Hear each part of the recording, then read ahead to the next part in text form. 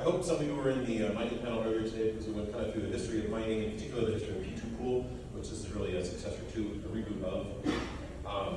So some things have changed. This is an old project for me. You know, I first started thinking about this in 2015, and I gave a talk about direct basic graph-based blockchain in 2015. This is what it's evolved into. There is something that's changed that makes this possible to do now, where it hasn't been possible in the past. So we are actually pushing forward, and we're actually going to build this. So Braidpool is a proposal for a decentralized mining pool. It's going to be on the Bitcoin dev mailing list shortly here.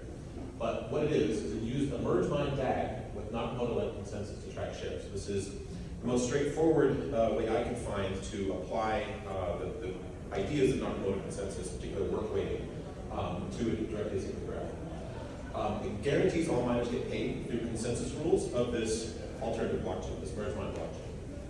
It uses a quorum of miners and a large multi-sig using Frost or Roast or Musig to sign the settlement transaction, to sign the payouts to the miners. And this is really the new thing that makes this possible, where before it wasn't. That we can now have very large multi-sigs. It tracks the owned funds, or the owed funds, through a UTXO set of its own, which is actually a set of transactions on Bitcoin that are held off-chain. Similarly, Lightning holds transactions off-chain. It holds the balances that you're owed in a set of transactions, which is the UTXO set of the pool. It will target constant variance among participants, which means that different miners will hash at different targets, have different block rates to achieve the same block rate for all miners. And finally, it allows sending of shares to others, which enables Hashrate features and options. Now, the work itself is an instrument that can send. The work is a coin, if you will. I like to call it the terahash coin, or THC. You can send this terahash coin to somebody else, and they can give you Bitcoin for it. This is a way to get immediately paid for your shares. It's also a way to create contracts, right, to live out in the future and create futures and options instruments. All right, that's a high level. Let's go into more detail about each of these pieces. So there are kind of four different broad categories. I posted on Twitter a while back a general considerations document, which has these four categories. You have to define what the shares are, what the leak blocks are. This is the merge mining piece. You have to have a consensus mechanism.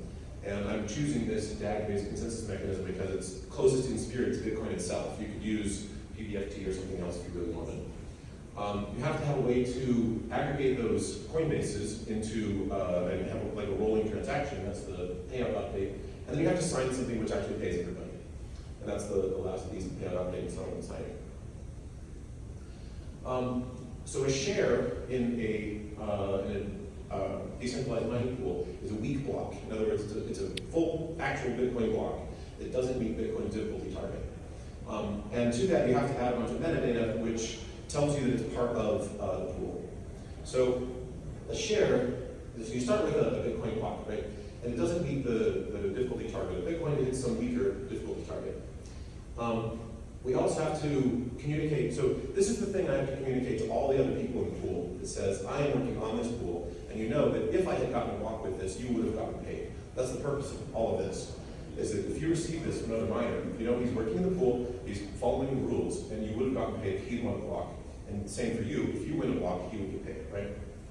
So, to this block header, we have to add the Coinbase transaction, because that's where the funds actually go. There's an address there where the funds actually go.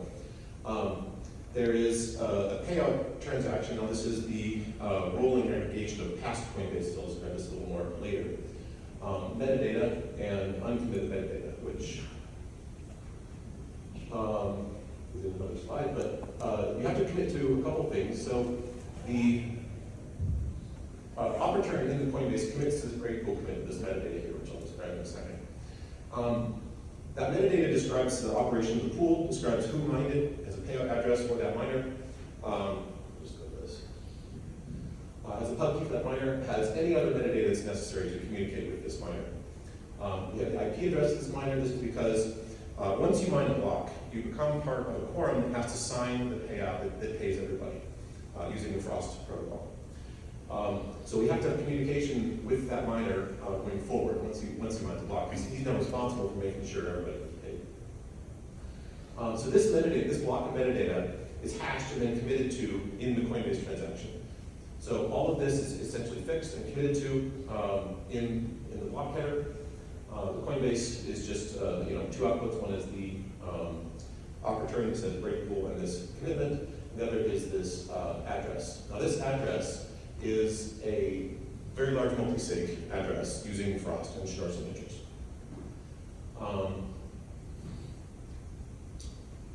Finally, there's a little bit of uncommitted metadata as well. So the point of using a direct acyclic graph is we want to run the block rate as fast as we possibly can. We want to make blocks as fast as we can. And the problem with doing that is latency, right? So we have to move to a DAG so we can have multiple blocks produced at the same time.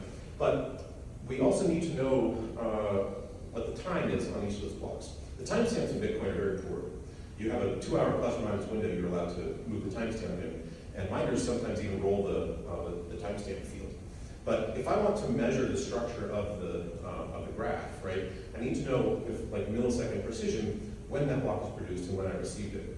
So when you actually give a block header to a miner, a lot of miners go off to La La Land and compute for seconds or even minutes in some cases.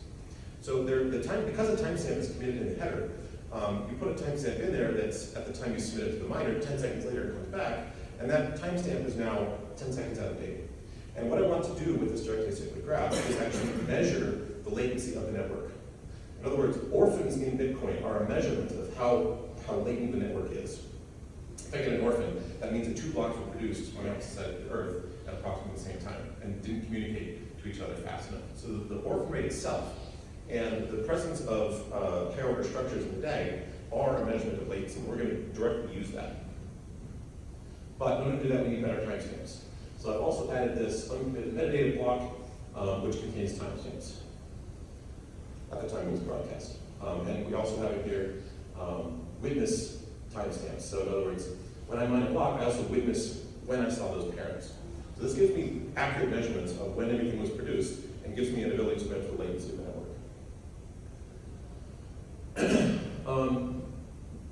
So a share has a value, right? So there are lots of payment systems that have been come up with for shares used by pools. PPS is the most common today, which stands for pay per share. In other words, the pool decides a fixed price and gives you a fixed amount of Bitcoin for a share. In order to do that, they have a pool of funds that they pay you with. If things go wrong, that pool of funds can be depleted. A decentralized mining pool has no extra source of funds. All funds must come from Coinbases. So the only kind of option really is useful proportion, which basically means you take all the fees, all the Coinbase rewards, and you proportionally allocate it based upon the amount of work done. Next question is, well, how much work was actually done? So you have, within one difficulty adjustment window, right, each block has the same amount of work. But at DAG, and if I allow miners to mine at different difficulties,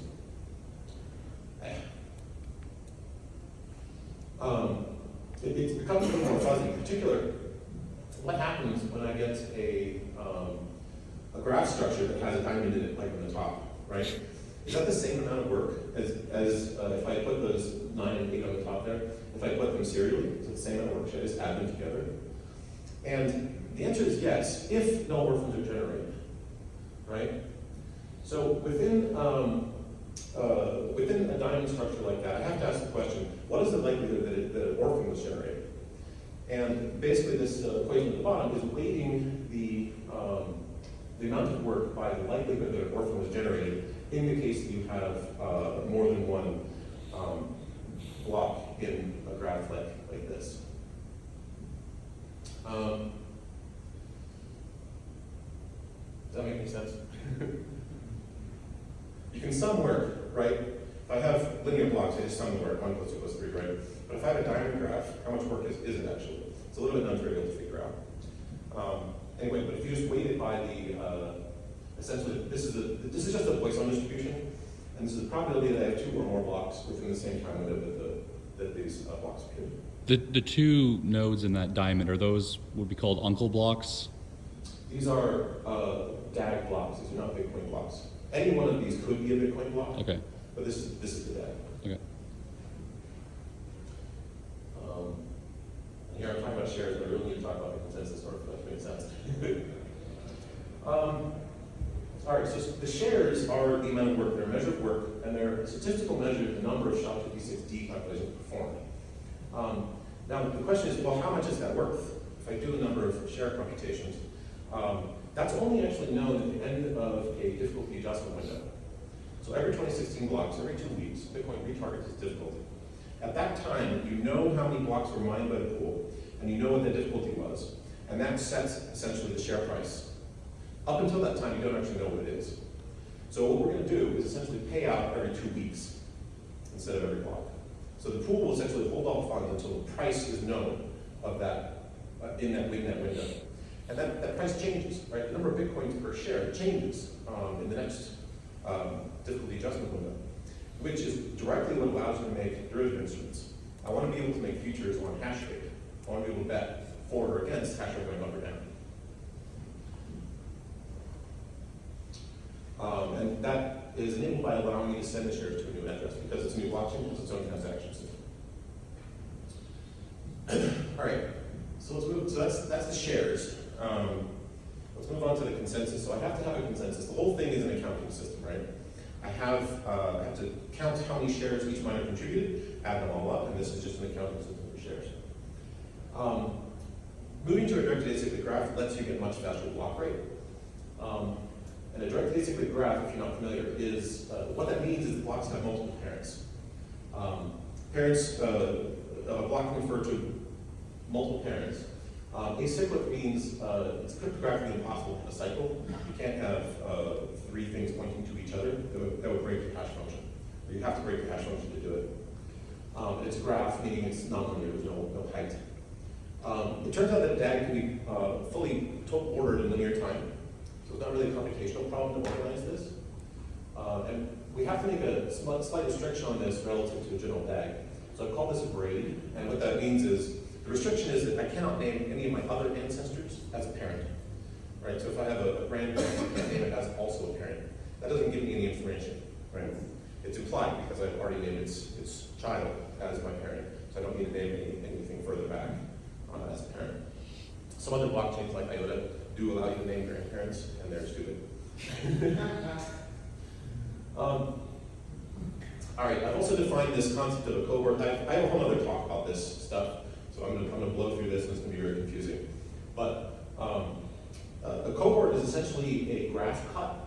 It's a grouping of the blocks in DAG that can be total ordered. In other words, within any one of the colors here, I don't know what order they occurred in. The graph structure doesn't tell me what came first. I can move things left and right here, and they could have happened simultaneously, and anything in within one color blob could have been before or after anything else within the same color blob. But where you have a color change means that everything to the right of it is a child of everything to the left of it, right? So this is an organization that allows me to, every time there's a color change, there is full consensus. Everybody knows everything, everybody agrees, right?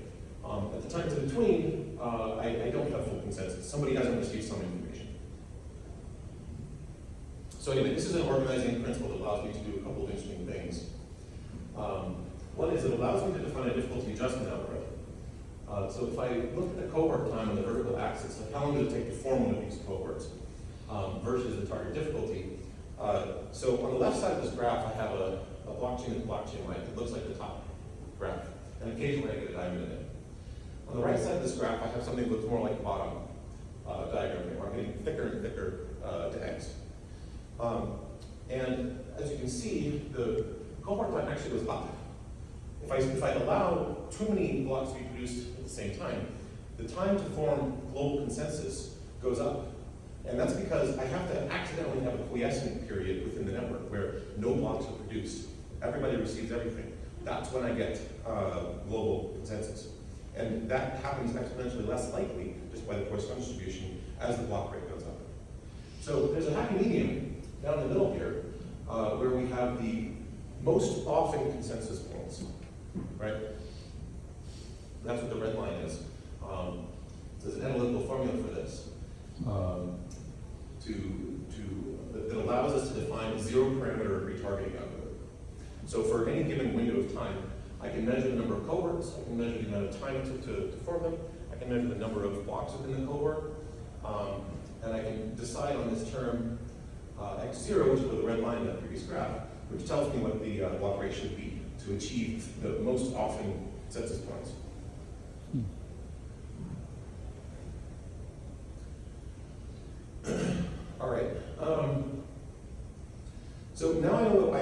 fast I want to go, right? How many blocks I want to see. I can also allow miners to choose their own difficulty. And the reason I want to do this is that the purpose of a pool in principle is to reduce variance, right? And it would be nice if everybody had the same variance, but bigger miners have less variance than smaller miners because they just produce more blocks, which is kind of unfair, right? And the purpose of doing this is to reduce everybody's variance. So if we allow a miner to choose his own difficulty and allow him to produce more or less blocks, as long as it's within this window between Bitcoin's difficulty and the target difficulty of the DAG. The software will choose the difficulty such that all miners have the same variance.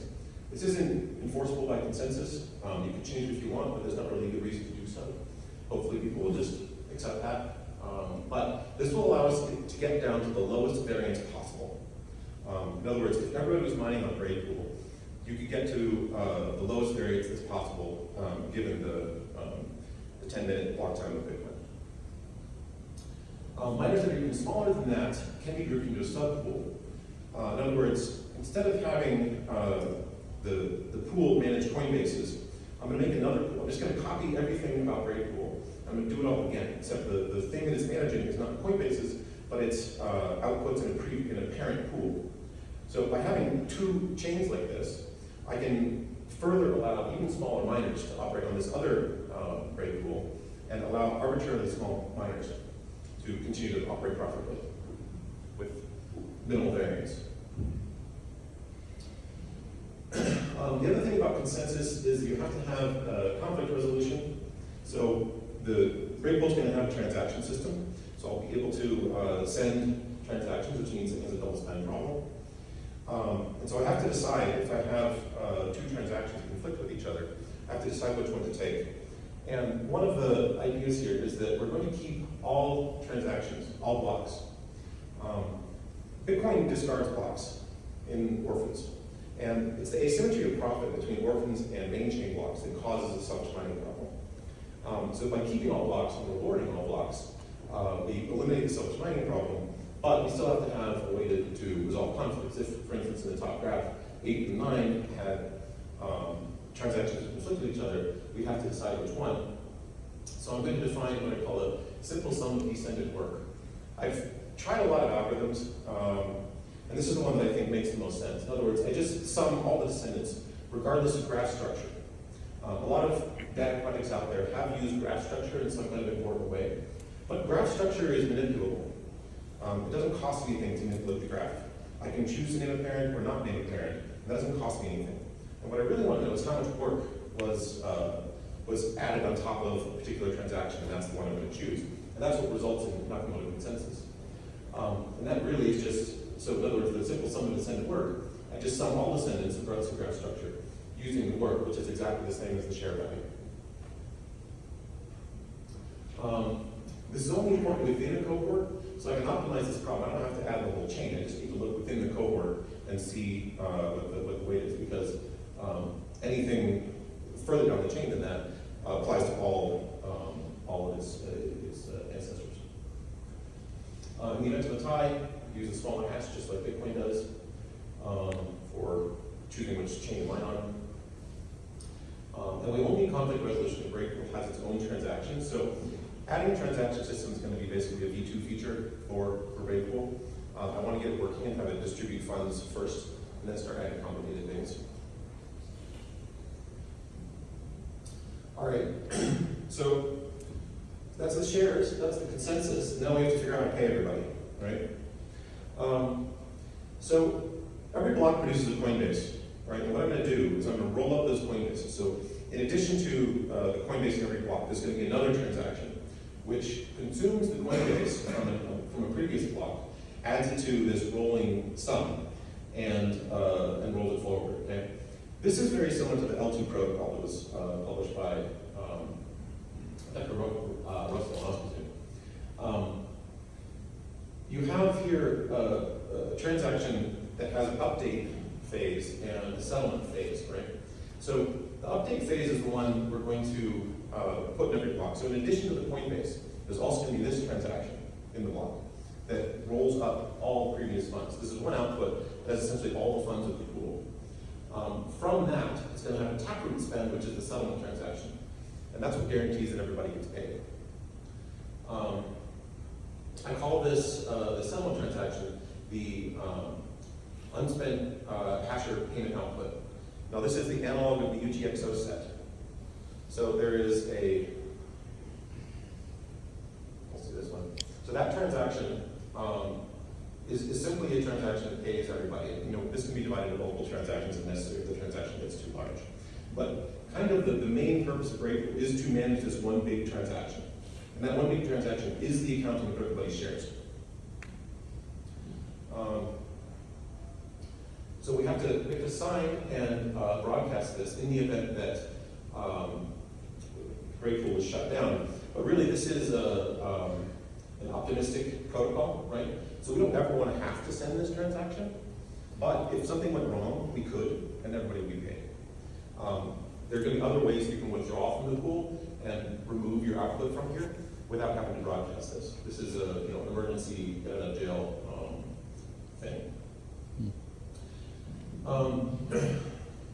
Next thing we do is we need to sign this thing, right? We have to sign both the this rolling update as well as the UHPO transaction, so that it can be broadcast if necessary. So in the output, you need two keys. There needs to be an update pub key and a settlement pub key. These keys are generated using the distributed key generation phase of Frost. There was a Frost talk yesterday, a Roast talk. Roast is basically parallelized Frost. They're the same thing. So within that, you have to have a distributed key generation. In other words, all of the miners who have already mined a block communicate with each other, do distributed key generated a private key and a public key. Each of them holds a share of the private key, and they generate the public key. The public key goes into the block, goes into the Coinbase algo. And they do that twice, once for the settlement, once for the update key. Now, it's really the advent of Frost and Roast that allows us to do this. Within this 2-week window, we could have up to 2016 independent different miners who contributed blocks. So we may need to do a multi-sig as large as 2/3 of 216, which is 2016. It's a very large multi-sig.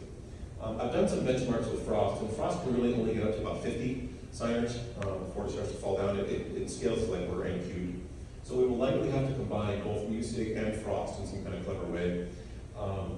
Jesse Posner wrote the Frost implementation within libsecp. So that's out there now, and people can use it. We will certainly use it. He claims he has mixed the two, and I think there's some trade-offs to be done there, but this will be part of the things to decide going forward.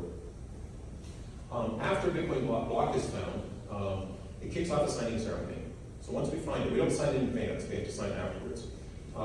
But that signing ceremony happens off-chain, out of band, and everybody communicates with each other, they send shares around and generate the signature for the settlement transaction.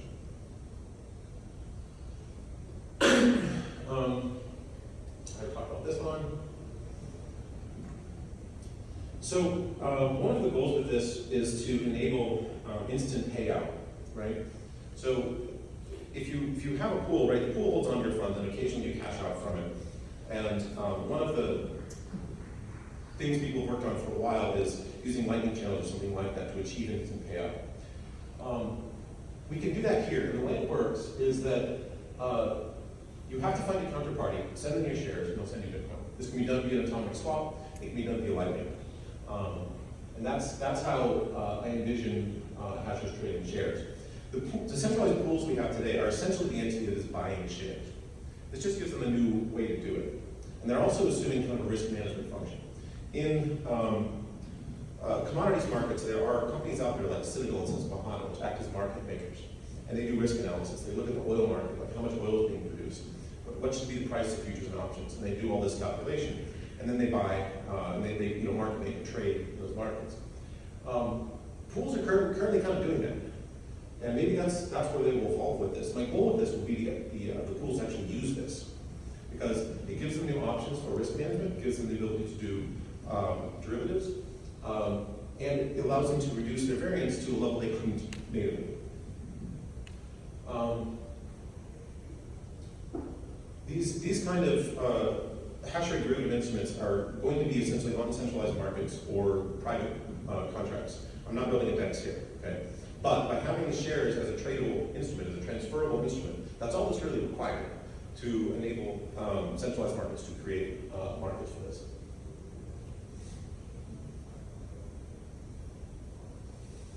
All right, to wrap up here, so I'm working with Kulkrit Singh on this. Invite others to join us. We're using just equivalent Frost code.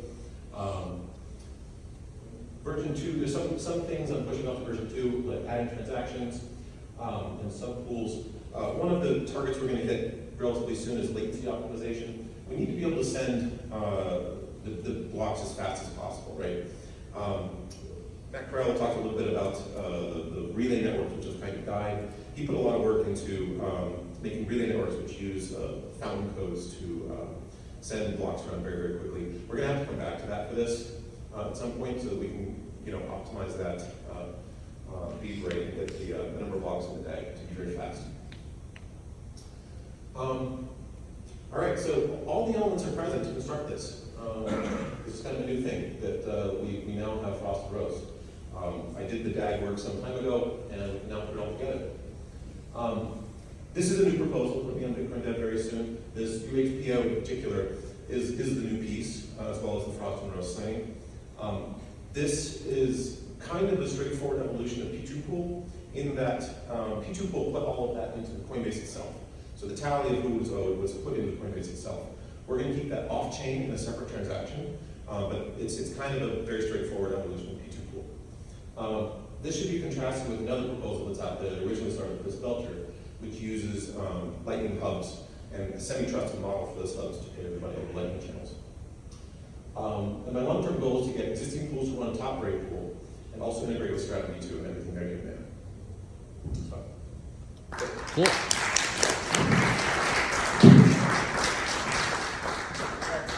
Questions? I'll pass the microphone. Sure. Links to the slides. Sorry? Links to the slides they asked. I can put them up some more. The UHPO transaction, where do you save it? And is there like a time lock on it? Is there a time lock on it? Yes, there needs to be a time lock on it.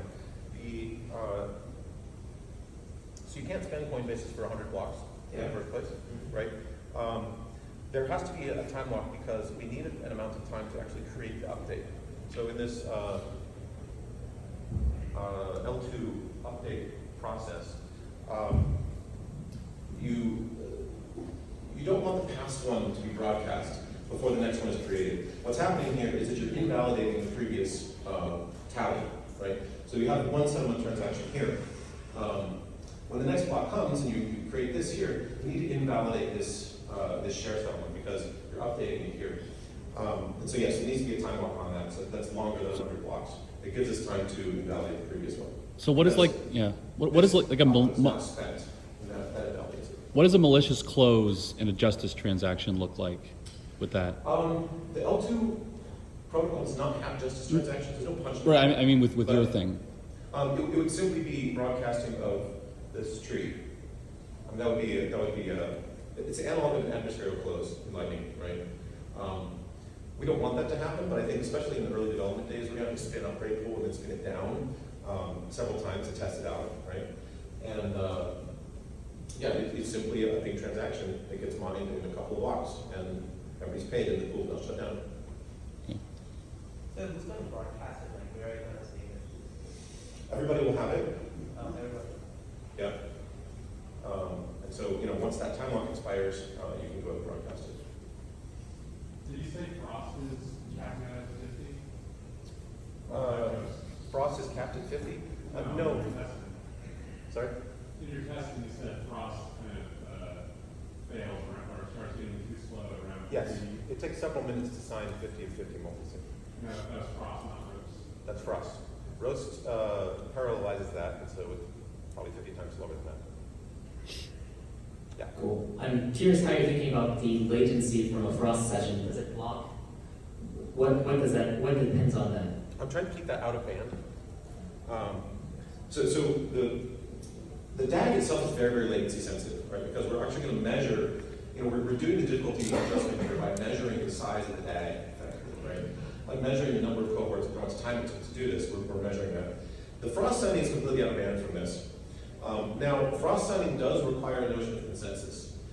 So there are, you have to pre-generate nonce, right? And there are several rounds in the signing process.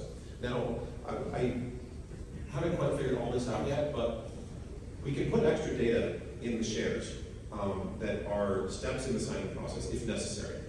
I don't know that it's going to be necessary, but we can. We do have a consensus protocol here, and Frost needs a consensus protocol. It just needs to finish within the cohort time. No, we can take as long as it needs. I don't think there's any necessity to finish fast. We can take time to sign it. In fact, we have 10 minutes to sign it early. Yeah. You mentioned you'd like someone to build tradable hash rate shares. Does this represent a 51% attack risk? Or am I misunderstanding this? No. Why would Hashrate trading be 51% hackers? Buy a bunch of hash. If the market. Buy a whole bunch of hash and then use it to attack the network.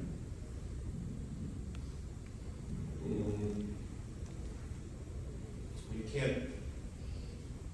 This is really proof of delivery of hash. Yeah, it's post facto. It's post facto. Yeah, okay, that's what I kind of thought, but I didn't understand. Yeah. So if I have a private contract with you, let's say you're a miner, you bought a bunch of mining devices, you know you're going to produce X number of exahash, right? And I'm a market maker, I'm going to be your risk taker. So I'm going to offer you a guaranteed profit in Bitcoin for that number of exahash. And I know that you're going to be producing that number of exahash because that's how much equipment you bought. I need you to deliver to me proof that you actually ran those machines. That's what these shares are. So you would send those to me in exchange for Bitcoin at some fixed rate. Make sense? So you're trading shares that have already been produced, Yeah. and that, I guess, resets every 10 minutes in a block. It resets every different adjustment window every 2 weeks. But yeah, the amount of shares I have keeps increasing as I mine.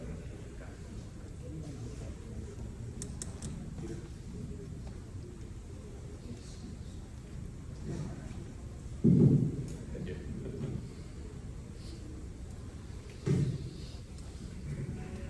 So, if I understand correctly, you're expecting each share to be worth based on the amount of expected hash you've done, correct?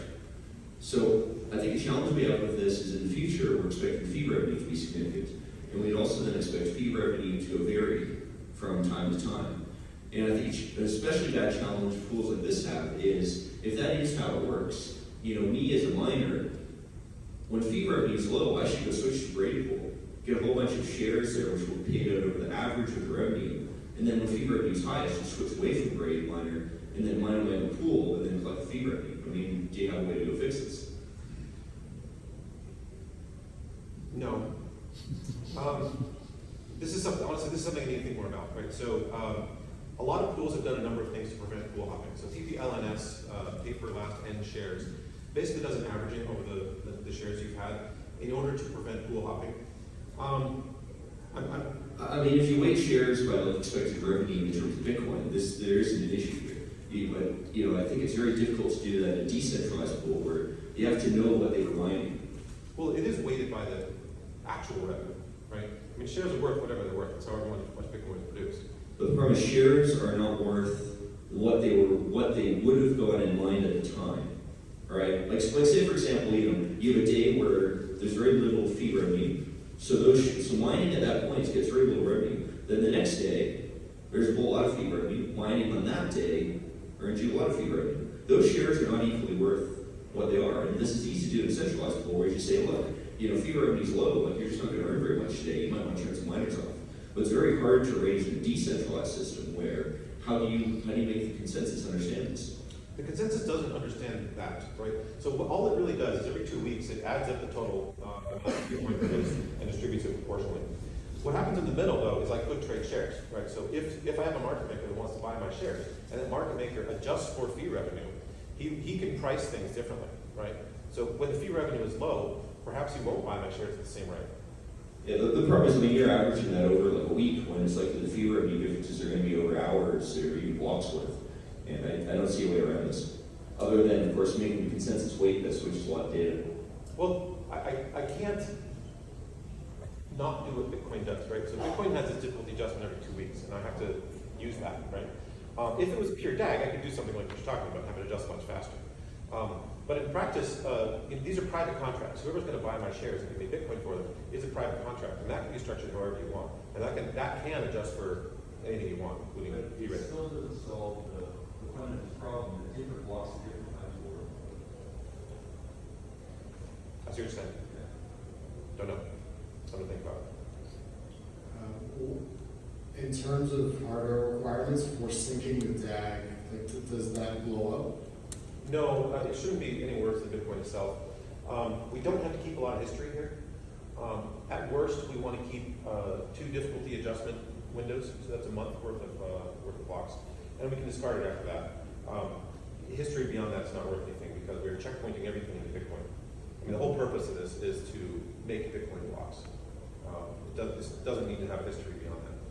What about bandwidth? Bandwidth will be higher than Bitcoin, right? Because we have to have, first of all of Bitcoin's bandwidth, all of its transactions, plus transactions on the DAG, plus the Frost and Rose signing ceremony as well. So yeah, it will consume a bit of bandwidth. I think for that reason, some people will mine on this directly, but I think centralized pools are here to stay. And I think the goal is to get them to run on top of this. And if fast bandwidth, good interconnectivity is required for this, people still choose to use centralized pools. And those centralized pools offer other services too. They may buy your shares, they might be financing your miners. I think they're going to be around. All right, we have time for one more question.